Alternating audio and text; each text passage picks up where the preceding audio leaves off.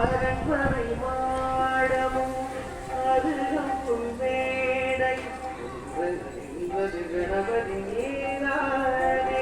கதி என்பதும் கணபதி சேரும் துதிப்பவர் கைகளில் துதிக்கையும் கண்டும் தந்தது சிவலிங்கம் என்றும் ஏகதந்த பெண்களில்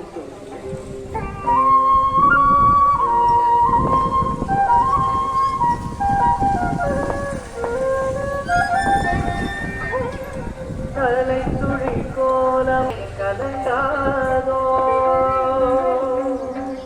வலத்துளி துளி தலை துளி